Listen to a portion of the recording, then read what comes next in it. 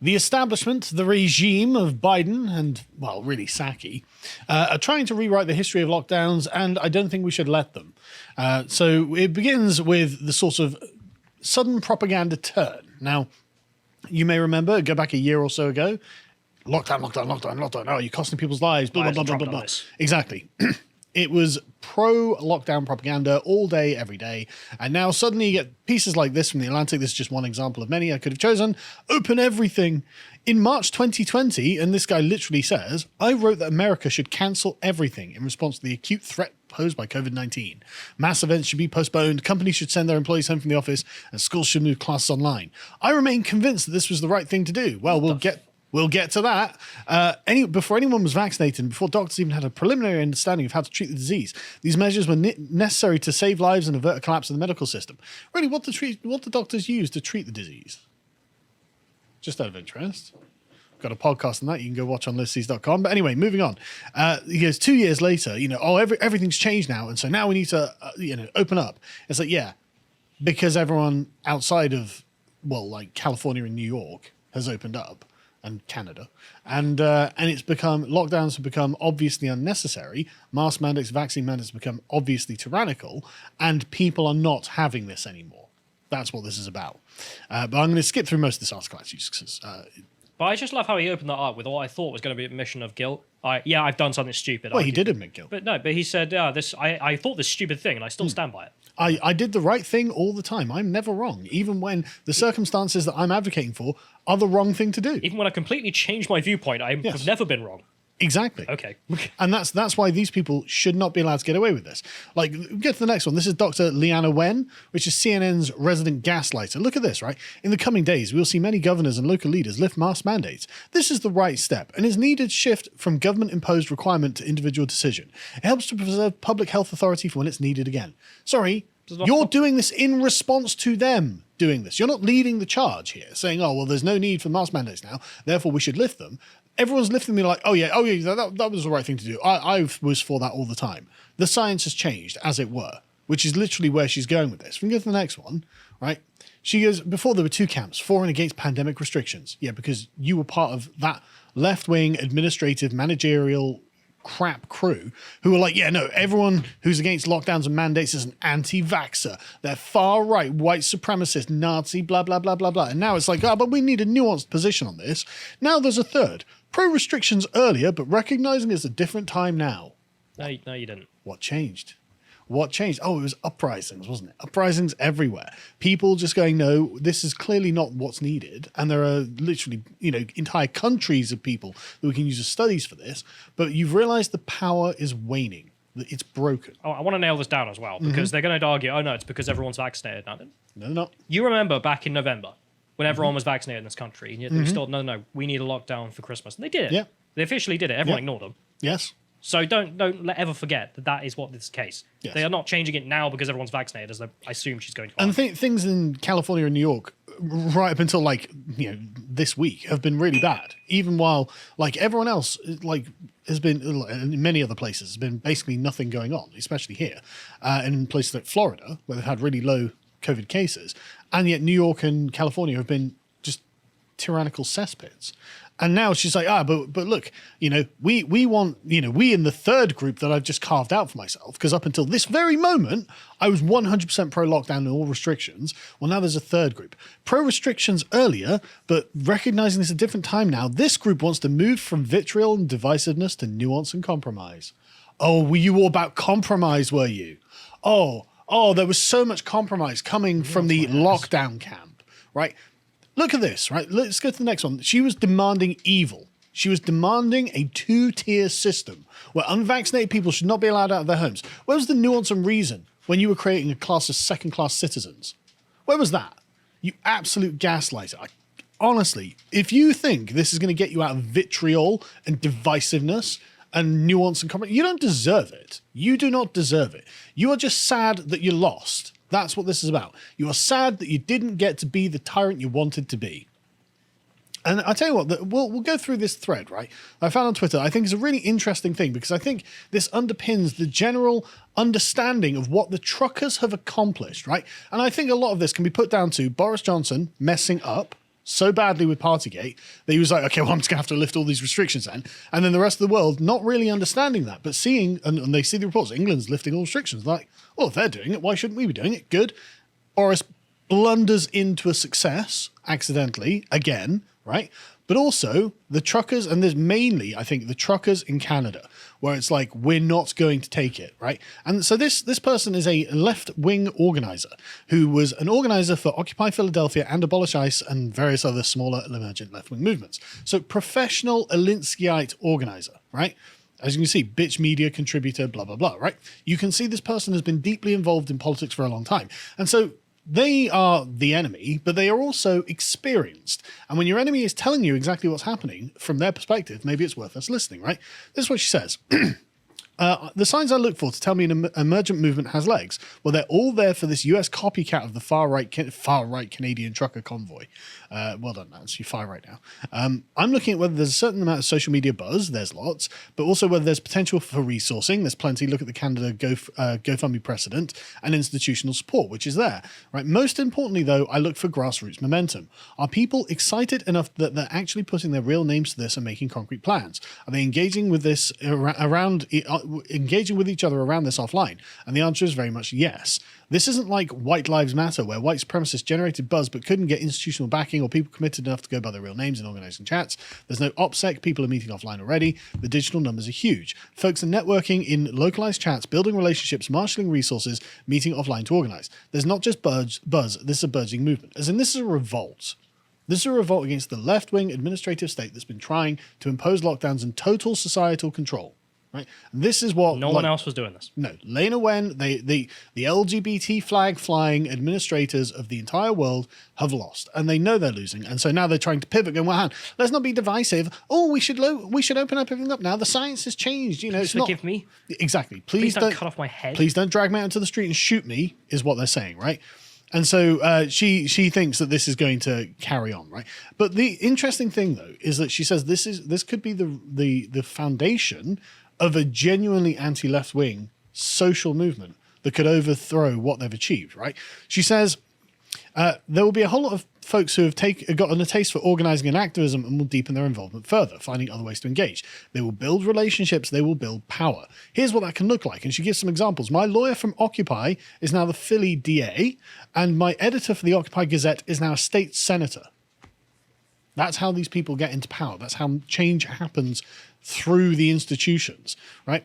One of the people who organized with me around the tax march is now a city council person, and a comrade from Abolish ICE is working for them. We found each other in an emergent movement.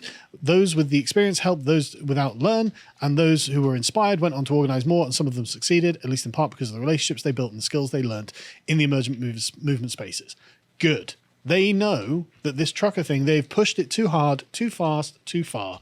And now people are like, no, this attitude is the problem, you know, and it's good. So many people are going to be radicalized against them and take it on in their lives. And they're taking the massive L at this point where they're not even standing by their own policies, right? Let's watch this little clip from Saki.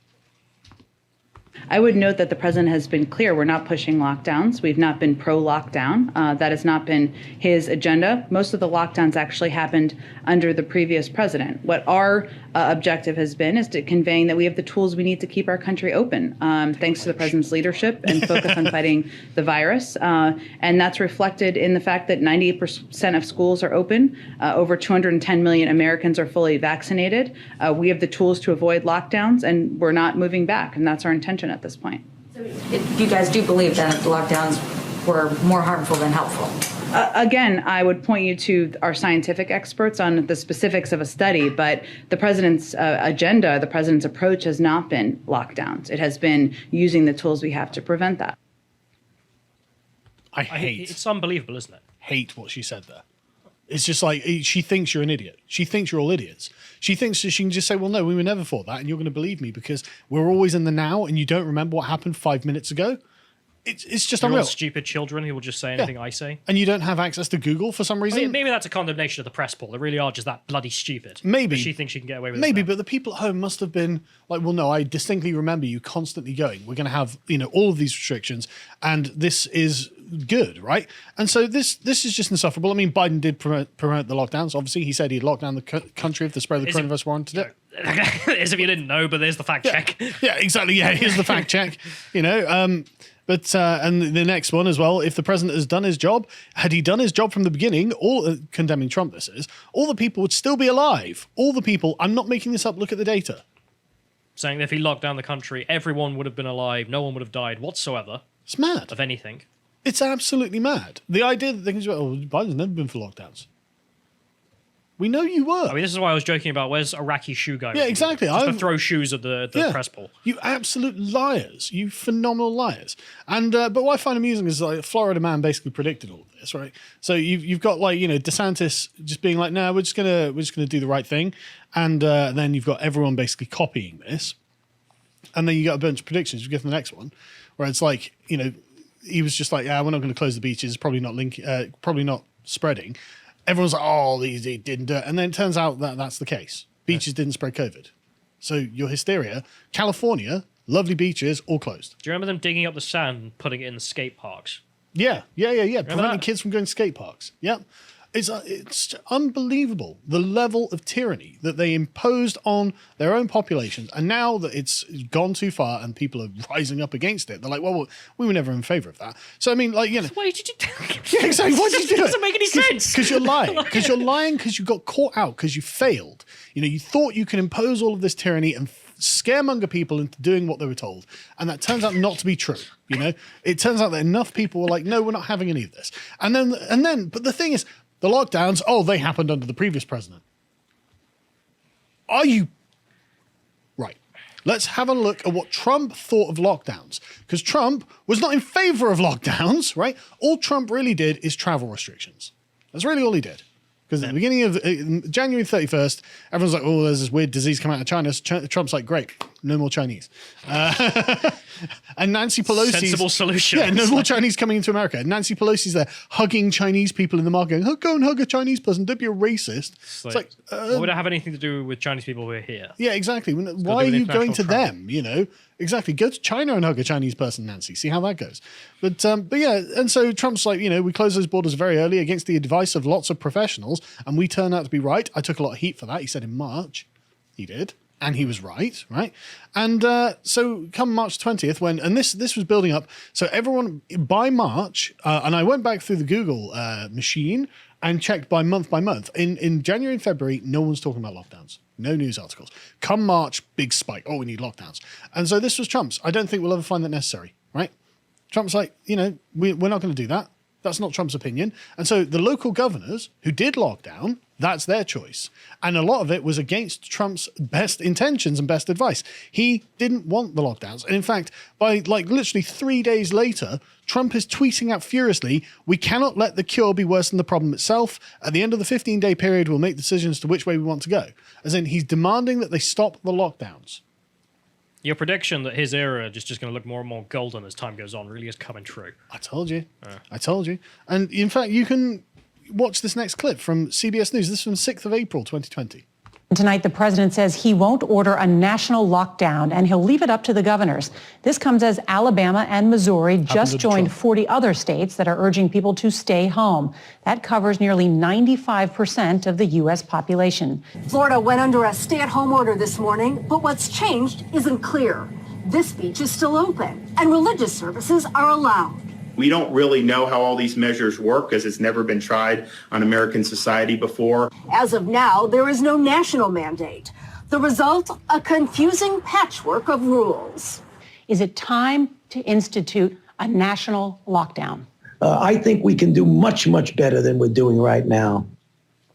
No, it's Fauci's response. I think we can do better. Well, go on. She's asking you, should we do a national lockdown? You're like, we can do better. Well, what does that mean, Fauci? I don't know. I'm a human weasel. Bye. Exactly. That's exactly what it means. But the point is that was just from April 2020, just so you can see Trump is not ordering a national lockdown, right? And it's because Trump doesn't have the authority to order a national lockdown, and he knew it, and Joe Biden must have known it, and yet he was saying, well, I'll do it. And it's like, why would you say that? But neither the will either. He didn't have the will. He didn't have the authority. He didn't try to do it, right? So Trump had dismissed this notion, and they say, does the president have the constitutional statutory authority to issue some form of national lockdown? It's likely he does not. Constitutional experts say, no kidding. And so they're going, oh, look at this confusing patchwork. Yeah, well, the local governors did what they wanted because that's their right in the American Republic. And you sat there going, Jen Psaki's like, well, this happened under the previous president, as if that was his fault or his intention. Dishonest, absolute filthy liar. Absolutely. I can't stand it. But this is all because, and again, Godspeed Canadian truckers and everyone else who's resisted this, you're the ones who BTFO'd them. You did this. Pat yourselves on the back, right? And so anyway, let's just get to the John Hopkins analysis that she was talking about, because they say, quote, overall, we conclude that lockdowns are not an effective way of reducing mortality rates during a pandemic, at least not during the first wave of the COVID-19 pandemic. Then they weren't following science, were they? They were imposing something. There was no science. Exactly, there was no science. And they were imposing an ideological regime for control. We know they weren't following the science because the science has literally just come out and they've backtracked completely going, oh, well, we were never for lockdowns. No, you demanded the lockdowns because you wanted the lockdowns, not because of the science or anything like that, right? And so just very quickly skim over this. They say that, We're following the science. This has never been done before. Yeah, but I'm following it. Yeah, exactly. It's never been done before. What the fuck what are you following? Stop swearing. But anyway. It's infuriating. It is infuriating, right? Just the sheer lies, the gall of them to lie to your face and expect you just to eat up. I'm not surprised that people throw shoes. But they say, anyway, the John Hopkins study says they have contributed to reducing economic activity, raising unemployment, reducing schooling, causing political unrest, contributing to domestic violence, and undermining liberal democracy. Yeah, that seems like a good reason not to do them. But it also seems like the reasons they were trying to do them. These costs to society must be compared to the benefits of the lockdowns, which our meta-analysis has shown are marginal at best. Such a standard cost-benefit calculation leads to a strong conclusion. Lockdowns should be rejected out of hand as a pandemic policy instrument. Checkmate. Left-wing administrative gits. It's over. You lost this argument completely. And the thing is as well, like the cost of these lockdowns are going to be with us for generations. I mean, I should have got I saw the other day that apparently babies born in lockdown have had a severe IQ drop, which is terrible. Like we've had like the oldest pub in England shut down for just the personal cost of the English. So. Yeah, no, this is what really matters. Yeah. This pub was 793 AD. Are you kidding me? Oh, that's a pub that Alfred the Great could have gone to. Yeah, I love how they list like it survived plagues and the wars, but not the lockdowns. Whereabouts in England was it?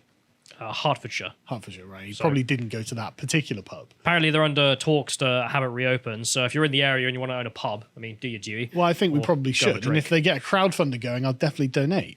But anyway, and so the best estimate, as you posted on Twitter the other day, is that the best estimate is the reduced COVID-19 mortality by 0.2% on average. Yeah. Ruining our civilizations, facilitating tyranny for 0.2%. Best estimate. You lose. If you enjoyed that segment from the podcast The Lotus Eaters, you can support us at lotuseaters.com. You can subscribe and get access to all of our fascinating premium content that we can't really put in other places, such as this premium video about all of those things that Alex Jones got right. It wasn't a small list. And if you enjoyed that, you can always go on to Getter and follow @Callum and tell him what a good job he did putting all of this stuff together. Thanks very much.